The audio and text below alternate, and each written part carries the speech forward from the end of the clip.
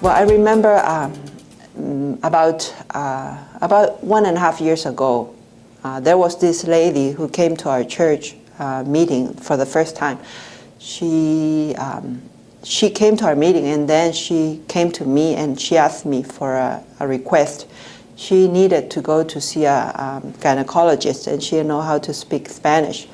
So it's because part of my ministry is to help these Chinese diaspora.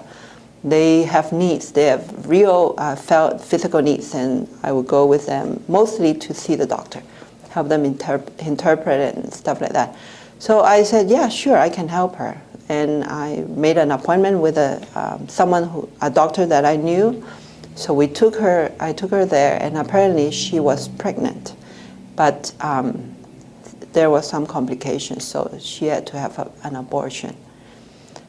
This was devastating to her, apparently. And after this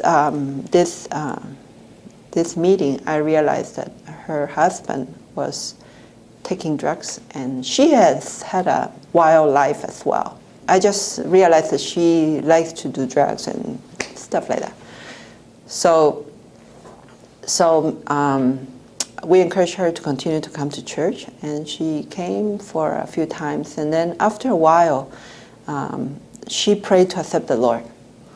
But she continued to have conflict with her husband. And then one Saturday night, we got a phone call from her.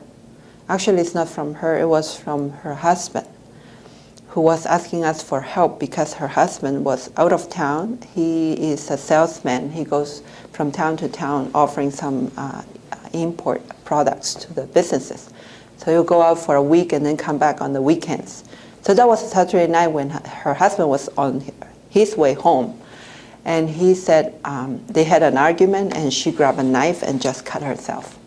And her husband was very worried because she was losing a lot of blood. So we called another deacon couple. We went to her house, and thank God we had a way to open the door. But by the time we went in, she was almost unconscious. I remember that night my husband carried her, walked down the stairs because she couldn't walk, and we loaded her into the car. We rushed her to the emergency hospital, and when we unwrapped the cloth that we used to wrap her wrist, it was awful. The emergency doctor did the stitches.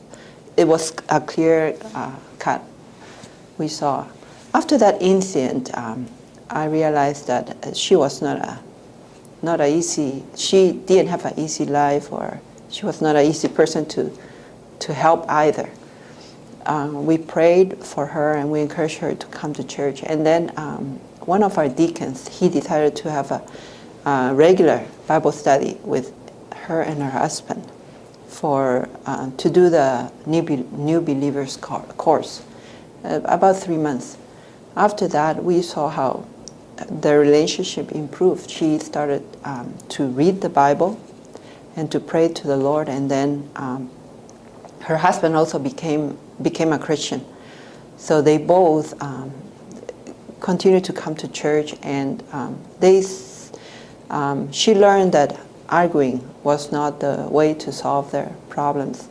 And after about a year, they both got baptized the same day. And the happy thing is that after she became a Christian, her husband stopped going to the places where he would usually take drugs. And then 6 months later, she became pregnant again. And as we left the church about 3 weeks ago, their daughter is celebrating her 9th month of life. So this is a story to tell us how God works in the lives of these people in places where they live through hardships, kidnapping, robberies, and a lot of insecurity.